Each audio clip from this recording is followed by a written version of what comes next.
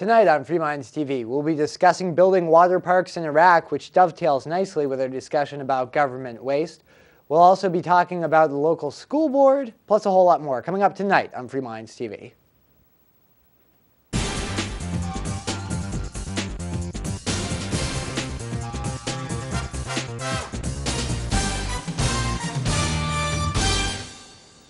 Thank you very much for tuning in to a brand new episode of Free Minds TV, where we challenge you, the viewer, to think outside the box. It is episode 189, and as always, it is Toby here with you. And Nick. It's our first show, I think, that we've recorded in the new year, Nick. So happy 2011 to everybody out there. Woo-hoo. So we've been on the show. I think this is our 5th year, something coming. I didn't hear anybody saying they were sad to see 2010 go. Do people normally say that about years?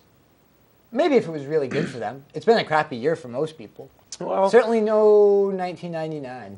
was that a good year for you, Nick? For me personally, it was okay. Anyways, we do have a lot to get into. It's going to be a very exciting decade. We've made it's a new decade too. A lot of people officially a new decade now. Some people thought it was last year. There was no year zero. So the millennium actually started in 2001. Yes. Because the calendar starts with year 1. So a brand new decade, Nick, and there's a ton to get into because we've made a lot of predictions for this decade. We've been talking a lot about which direction. They're very good. Well, no, but they came true. Right. In this past decade. So far they've come through. So far we've said in the next 5 to 10 years, unless something drastic changes with this. We're all screwed. We're all screwed. Right. And it might we'll only be a little bit It'll screwed. be like a gradual decline and we'll turn into Mexico we'll get or more something. Right. Well, maybe not even Mexico, but just poorer and poorer. We might turn into Alabama, and Alabama might turn into Mexico. No offense to people in Alabama. I know Mississippi is way worse off. Ooh. Alabama's actually Are not we that on bad in Mississippi? Anymore. I'm not sure. I don't think they carry us, so that's okay. We're on mostly in the Northeast and some out west. We're on in Georgia. Well. Georgia's a very nice state. Nothing bad to say about beautiful Georgia. place in Georgia. Anyway, so we do have a lot to get into, Nick. We have to talk about government waste. We'll be getting into that as well as some local issues, but it really affects wherever you are in the country, having to do with the local school board and teachers when they're on the clock, ethics policies. What are they allowed to do in their free time?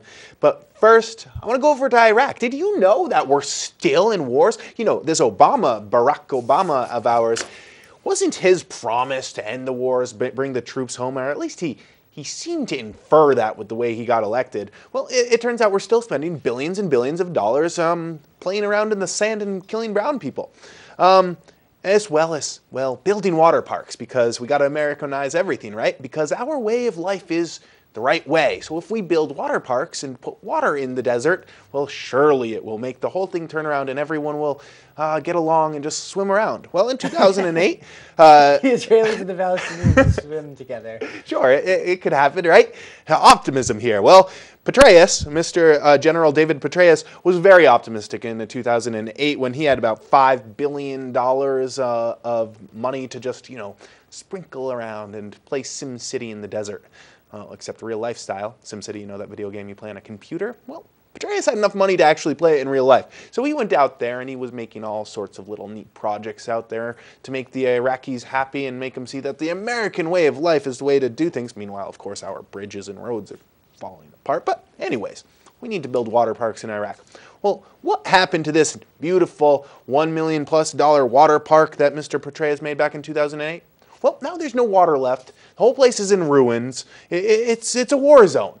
But not to fear. The Defense Department is spending another $200,000 to revitalize it, get the water back in there, replace all the buildings that were blown up.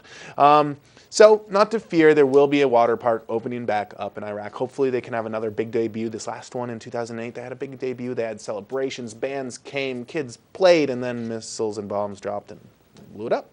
So, Nick, is that a good way to spend my hard-earned tax dollars? I mean, I'm looking at my taxes every month being taken out of my paycheck, and I'm saying, I'm feeling poor, but at least if I know it's going to a good cause like this one. Well, if you can build water parks anywhere, not that I think building water parks is a job for government. Just so we're clear, I don't believe that building water parks is a proper role of government. If you're going to do it with U.S. taxpayer money, then build it in the United States, or at least somewhere close to home that we could visit, like Canada or Mexico. Mexico would make much more sense. We could go there in the winter. Those of us who live in the north could go down to this American-funded, taxpayer paid for water park, and we could at least we swim get in something Mexico. out of it. Because there's no way I don't think I'd be. We're not allowed going to Iraq. No, I'm not going to. Who would want to go to Iraq? So play in their splash around in their water. You get hazard pay if you go there with the U.S. military. So why would I Won't be want to go there as a splashing tourist? around. And no, I mean this is just nuts. Yeah. I mean, it's a more egregious case of waste than you usually Oh, and this is see, only but- one. This is $1 million. just one. $1 million out of $5 billion of just these, fun money that's been spent on these projects. Not to mention the billions and billions and billions that just disappears. But this is just the fun money to, play around with, build something nice for the Iraqis so that they won't mind us blowing them up and occupying their country. Well, it looks like the U.S. is going to be out of Iraq supposedly by the end of this year. But of course, the whole Iraq. They're saying. Oh yeah, I'm sure. They're saying, no, well, apparently the Iraqi government, supposedly, from what I've heard, wants us out. Yeah, well, yeah, they've wanted us out since we came in. Right, but I think at this point they might actually have us go. Of course. Well, that will free us up to go into Korea or something, well, right? we were also told by the Obama administration that we would begin to withdraw forces from Afghanistan. But what was it, July? It was this summer of 2011. But they've already pushed that back. What is it, 2013 or 2014 now? They pushed it back a couple more years.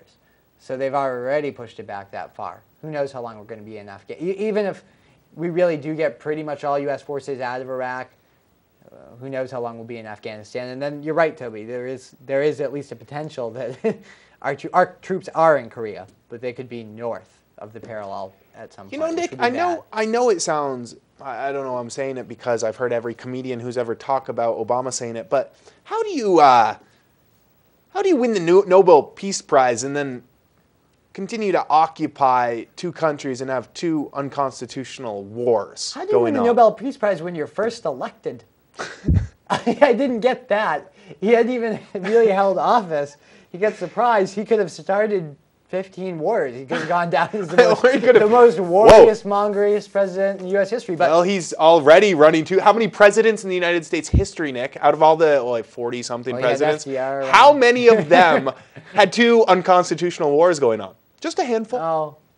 Well, see, the one FDR was fighting was actually constitutionally declared. So, how many have had unconstitutional wars? How many have occupied foreign countries? I've been during the Cold War. I mean, we were doing things that weren't as overt, but we were in a lot of countries messing around.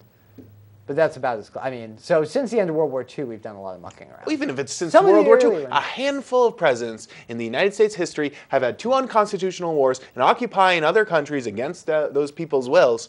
And that president is awarded the Nobel Peace Prize. Well, why didn't George W. Bush get one? He should have, Nick. I think we should give it. If Obama's going to get one before he's even elected, George Bush should get two.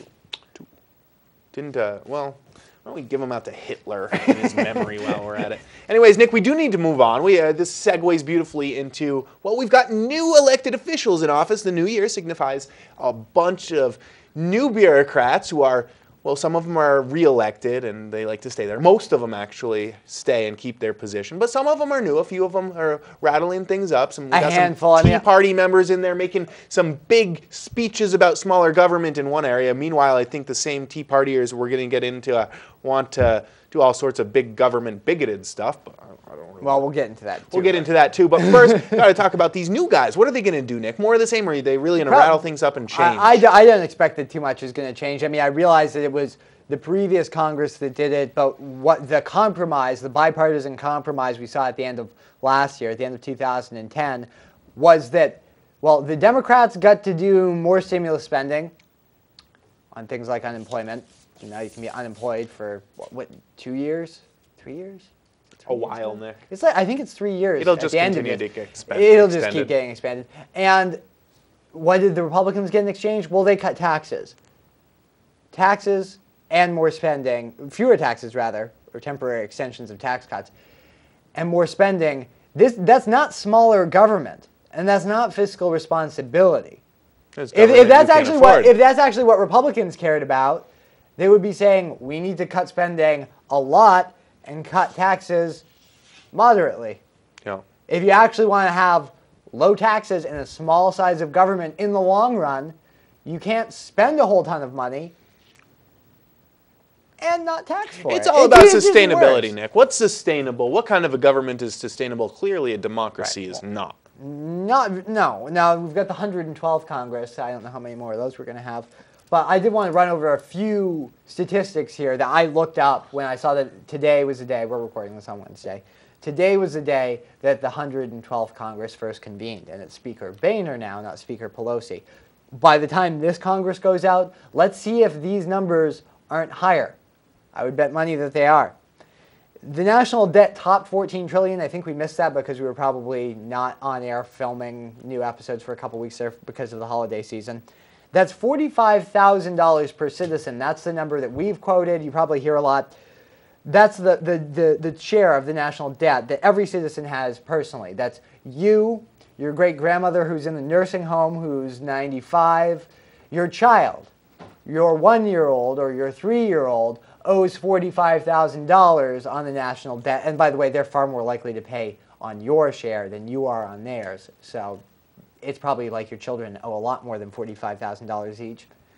So if you actually break it down right now per taxpayer, people who are currently paying taxes, it's $126,000 owed on the national debt. And remember, the debt's not everything, because the debt is the money that's currently owed. That's how much the government is in the hole today.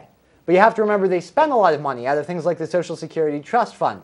They made a lot of unfunded promises, things like Medicare, the prescription drug benefit that was such a success. If you break that down, according to the people who maintain the national debt clock, the ones who let you see the national debt increase in real time, they follow a lot of statistics, by the way. Your share of the national debt as a citizen, not as a taxpayer, so it's more per taxpayer, is over $1 million for unfunded liabilities. $1 million bucks. If you include unfunded liabilities like Social Security and Medicare. Nick, most Americans can't even save up $1 million bucks in their lifetime for retirement. Well, and this $126,000. If you're a taxpayer, if you're somebody who actually pays I'll just quit taxes, paying. I gotta quit. I can't afford it, Nick. I gotta quit paying taxes. Fewer than 50% of Americans do actually pay into the system now, because that's kind of a tipping point to me. When you have a tax system that hands out money, when tax season is, woohoo, I get free money from the government, that's a warning sign. It's also a warning sign when every single taxpayer per capita owes a mortgage, owes $126,000 on the debt, and that debt's exploding. By the time we're out of this year, we're going to be reporting on it hitting $15 trillion. And we'll report, I was telling you, Toby, before we came on, I think we'll report on the national debt every time it hits a new $1 trillion mark. So when it hits $15 trillion, we'll report on it. And what does that mean to you? Lots of talks about government spending and waste. I did that. Well, yeah, I did, but I also did the math. It means that before the year is out, I would bet that you're going to owe over $3,000, and so will every other person in your household, towards the national debt, and it's only going to get worse. Now, can I set up a payment plan or something for that? Because I'm a little bit short. Yeah. Yeah, well, I would just set aside, $3,000 a year, but make sure you get together. If you're a taxpayer, anywhere between $50,000 and $150,000 just to cover your bases. I'm with the government, what they're doing. Let's inflate our ways out of this, Nick. Because if we just print up $14 trillion and pay it to whoever it's owed to, well, yeah, it might not be worth much, but hey, it gets us out of debt. If we do it clean quickly. slate. If we do it all quickly. At once, overnight. Boom, dollars gone.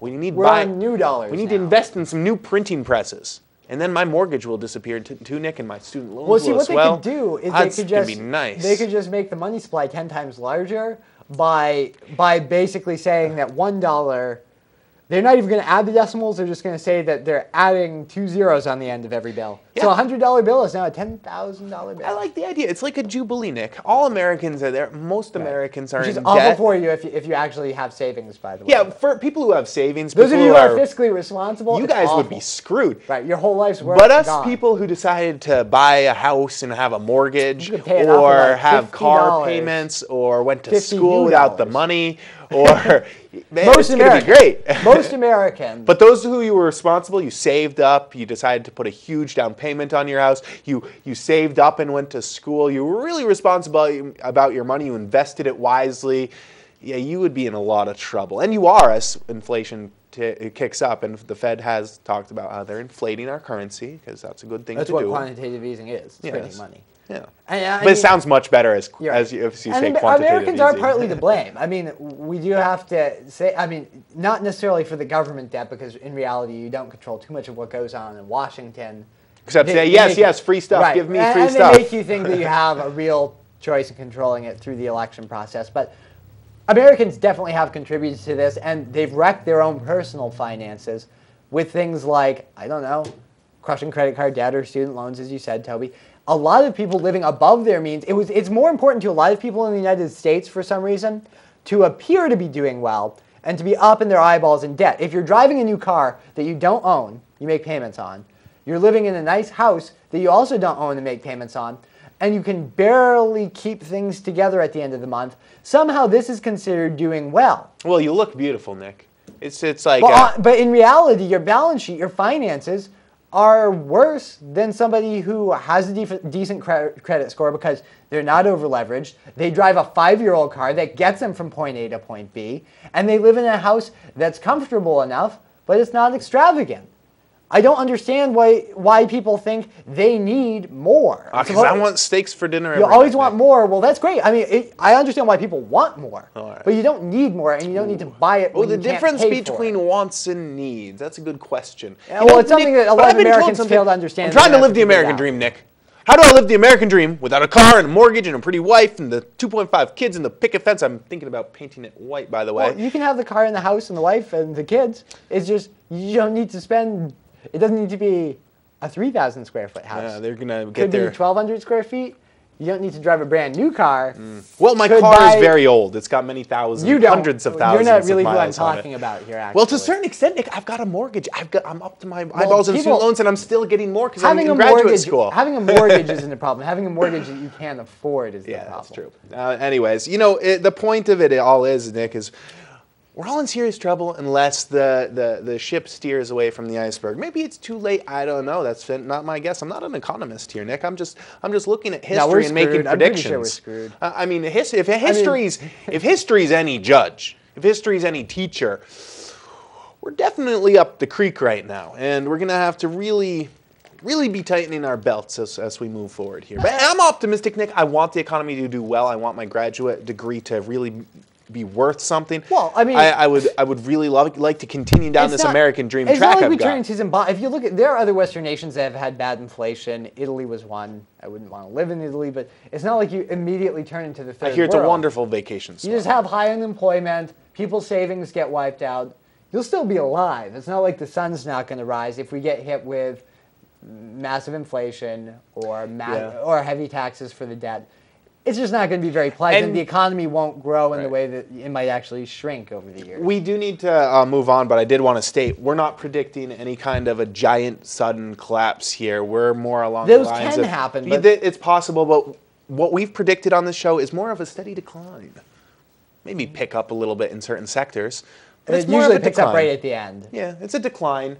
It's not gonna be a house of cards that suddenly collapses.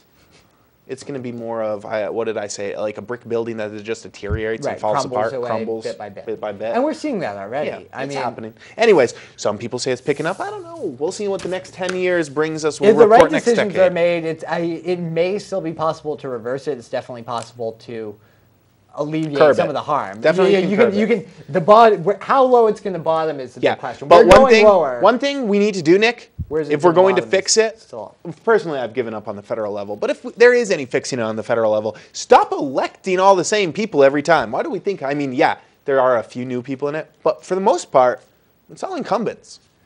Yeah, our incumbent re-election rates are ridiculously high. It used to be over 50% of Congress got kicked out in the early days of the American Republic. It's like 90% incumbent re-election rates these What are days. we doing electing Republicans and Democrats if we want some kind of a change? They screwed everything up. We got to move on, Nick. Stop voting for them. Let's talk about bigots. Yeah. That's what I got on my show notes here. Bigots. That's how you wrote it down. On your little envelope here. Look at my paper. It's big. My show notes are the bullet points from 2 stories written on the back of it. And I am big and Nick is little. It fits. All right, moving on to bigots. That's what you've got written down there, where I wrote down here. It's not the paper that you bring, it's what's on the paper. Okay. All right,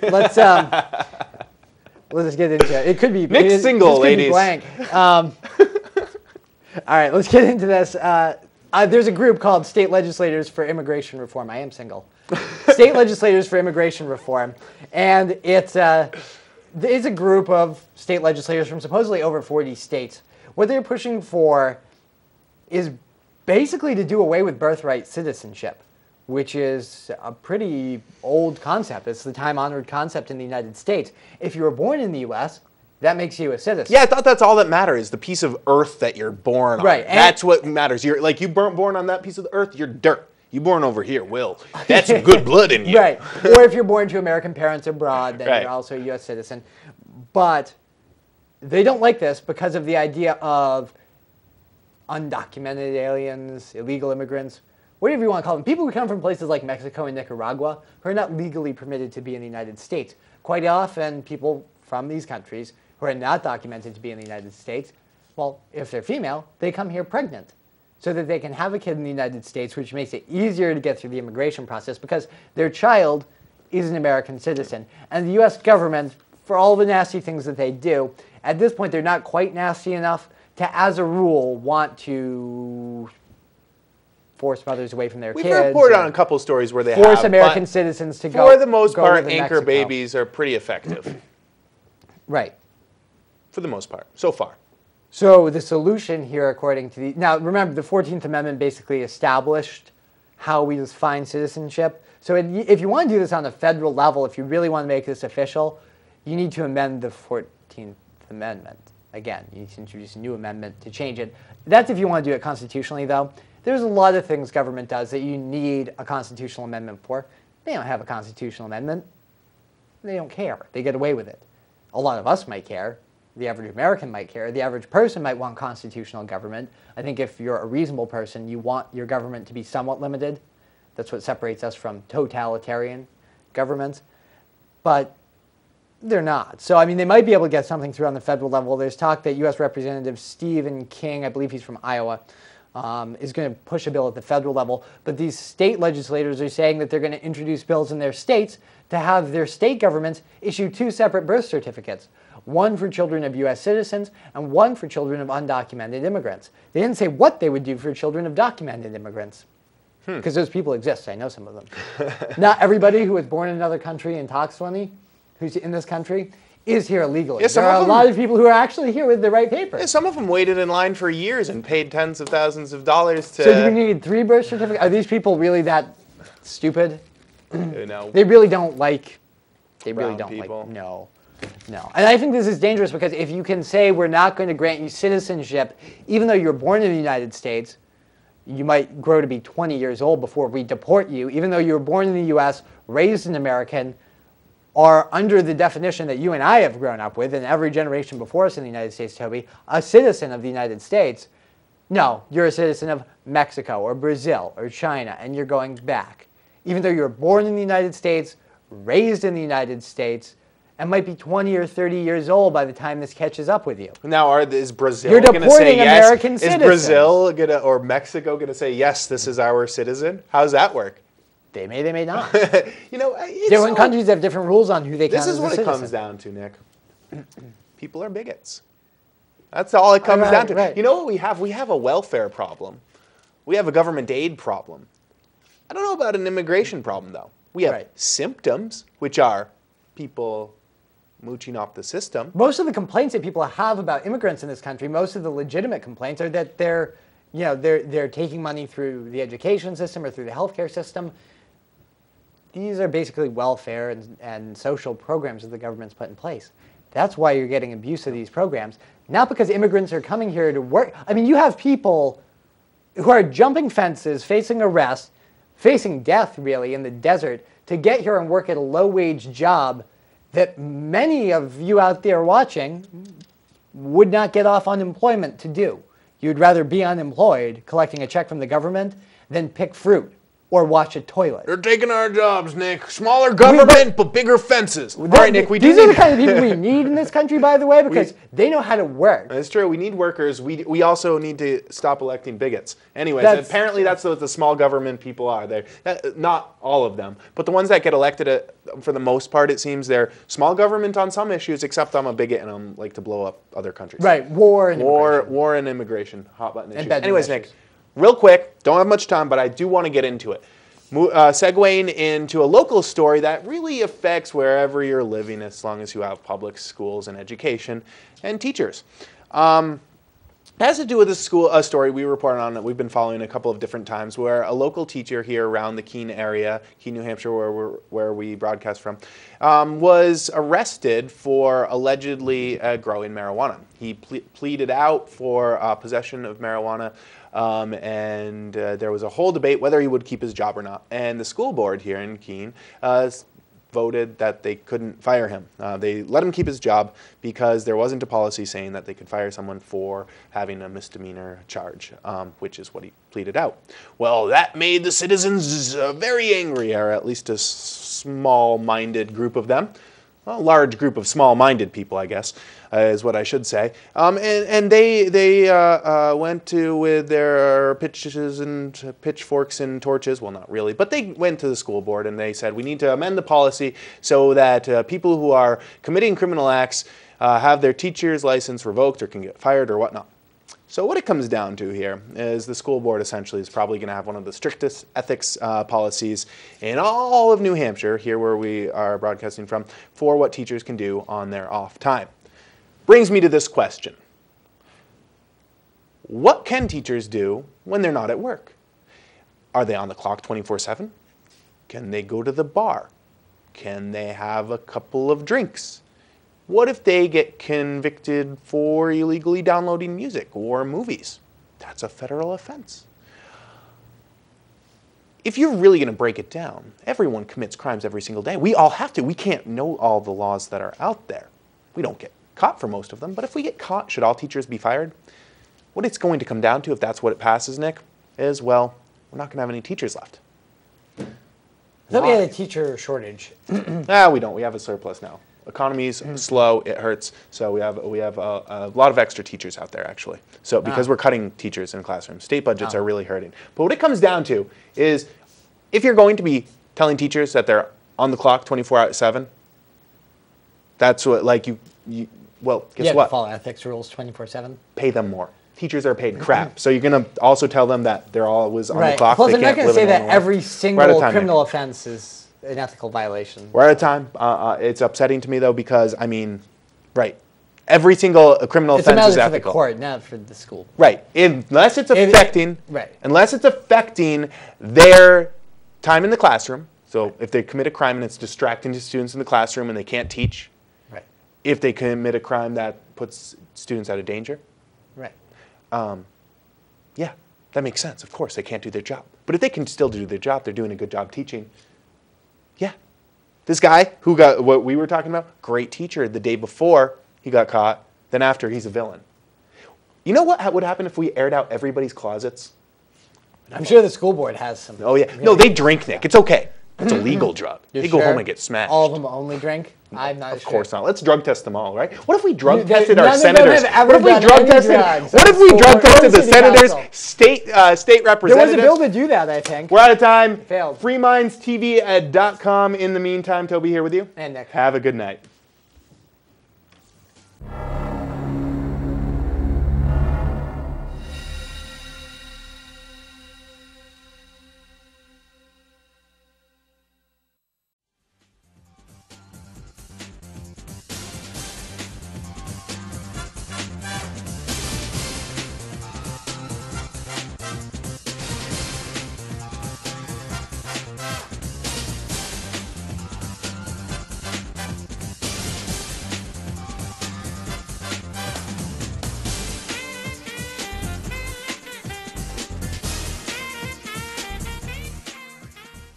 I should be in Keene, New Hampshire with the Free Staters.